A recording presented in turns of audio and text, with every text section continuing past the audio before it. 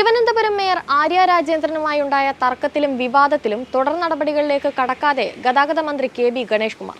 ബസ്സിനുള്ളിൽ എന്താണ് നടന്നത് എന്നറിയാൻ വേണ്ടി ബസ്സിനുള്ളിലെ ക്യാമറയിലെ ദൃശ്യങ്ങളും വേണമെന്നാണ് മന്ത്രി വ്യക്തമാക്കുന്നത്.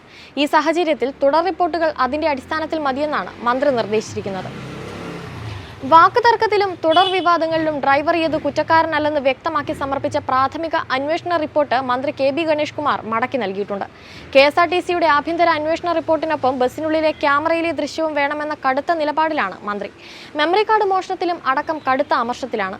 മെമ്മറി കാർഡ് മോഷ്ടിച്ചത് രണ്ടിലൊരാളെ രക്ഷിക്കാനാണെന്ന കാര്യം ഉറപ്പാണ്. അത് ആരെയാണെന്നാണ് വ്യക്തമാക്കേണ്ടത്. സംശയങ്ങൾ പല വിധത്തിലാണ് നീങ്ങുന്നത്. ബസ്സിൽ കയറിയ എം.എൽ.എ. സച്ചിൻ ദേവ് യാത്രക്കാരോട് ഇറങ്ങിപ്പോകാൻ പറഞ്ഞുവെന്ന് ആരോപണമുണ്ട്. ഇത് മറയ്ക്കാനാണ് ശ്രമം നടക്കുന്നതെന്നാണ് ഒരു കോണിൽ ഉയരുന്ന ആരോപണം. അതേസമയം തുടക്കം മുതൽ മേയറുടെ വാക്കുകേട്ട് യദുവിനെ ജോലിയിൽ നിന്നും തെറിപ്പിക്കാനാകില്ലെന്ന നിലപാടിലായിരുന്നു ഗണേഷ് കുമാർ. എല്ലാ വശവും പരിശോധിച്ച ശേഷം യദുവിനെ ജോലിയിലേക്ക് തിരിച്ചെടുത്താൽ മതിയെന്ന നിലപാടാണ് മന്ത്രിക്കുള്ളത്. തമ്പാനൂർ സെൻട്രൽ ഡിപ്പോയ്ക്കുള്ളിൽ നിന്നാകാം മെമ്മറി കാർഡ് മോഷണം പോയതെന്നാണ് മന്ത്രി കരുതുന്നത്. തൊഴിലാളി യൂണിയൻ നേതാക്കളും ഇക്കാര്യം ശരിവെക്കുന്നുണ്ട്. ഈ മെമ്മറി കാർഡ് എളുപ്പത്തിൽ ഊരിയെടുക്കാൻ സാധിക്കുന്നതല്ല. 4 സൂപ്പർഫാസ്റ്റ് ബസ്സുകൾ ടെസ്റ്റ് കഴിഞ്ഞിറങ്ങിയതിൽ ഒന്നാണ് യദു ഓടിച്ച തിരുവനന്തപുരം തൃശൂർ സൂപ്പർഫാസ്റ്റ്.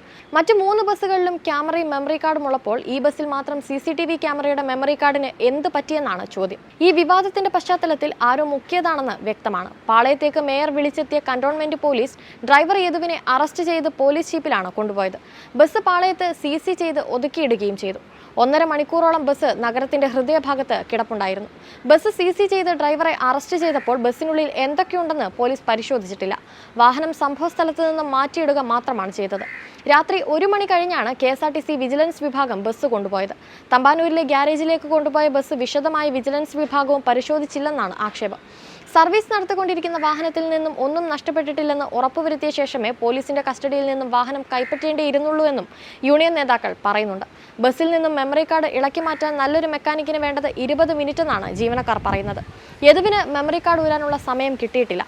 ഇതിനുള്ള സാങ്കേതിക സംവിധാനങ്ങളും യദുവിന്റെ പക്കലില്ല. ബസ് പിന്നീട് തൃശൂർ തിരുവനന്തപുരം റൂട്ടിലാണ് ഓടിയത്. സെൻട്രൽ ഡിപ്പോയിലെ CPM യൂണിയനിൽപ്പെട്ടവർക്ക് നേരെയും ചില സംശയമുനകൾ നീളുന്നുണ്ട്. അതിനിടെ മേയറുമായി ബന്ധപ്പെട്ട വിവാദം കൂടുതൽ തലത്തിലേക്ക് നീങ്ങുകയാണ്. നടുറോഡിൽ KSRTC ഡ്രൈവറുമായുള്ള തർക്കത്തിന്റെ പേരിൽ സൈബർ ആക്രമണമുണ്ടെന്ന് ചൂണ്ടിക്കാട്ടി തിരുവനന്തപുരം മേയർ ആര്യ രാജേന്ദ്രൻ നൽകിയ പരാതിയിൽ 2 കേസുകളാണുള്ളത്. ആര്യ രാജേന്ദ്രന്റെ ഔദ്യോഗിക മൊബൈൽ ഫോണിലേക്ക് മോശം സന്ദേശം അയച്ചയാളും പിടിയിലായി. എറണാകുളം സ്വദേശി ശ്രീജിത്തിനെയാണ് സൈബർ പോലീസ് അറസ്റ്റ് ചെയ്തത്. മേയറുടെ ഔദ്യോഗിക ഫോണിലേക്ക് മോശം സന്ദേശം അയച്ചയാൾക്കെതിരെയാണ് ഒരു കേസ്. നവമാധ്യമങ്ങളിലൂടെ അധിക്ഷേപിച്ചുവെന്ന പരാതിയിലാണ് 2ാമത്തെ കേസ്. അതേസമയം ഔദ്യോഗിക കൃത്യനിർവഹണം തടസ്സപ്പെടുത്തി അപമാനിച്ചവർക്കെതിരെയും ഇത് സംബന്ധിച്ച് പരാതി നൽകിയിട്ടും കേസെടുക്കാത്ത കന്റോൺമെന്റ് SHOയ്ക്കെതിരെയും നിയമ നടപടി സ്വീകരിക്കണമെന്ന ബസ് ഡ്രൈവറുടെ പരാതിയെക്കുറിച്ച് അന്വേഷണത്തിന് മനുഷ്യാവകാശ കമ്മീഷൻ ഉത്തരവിട്ടു. KSRTC ബസ്സിലെ CCTV ക്യാമറയുടെ മെമ്മറി കാർഡ് കാണാതായ സംഭവത്തിൽ തമ്പാനൂർ പോലീസും അന്വേഷണം തുടങ്ങിയിട്ടുണ്ട്.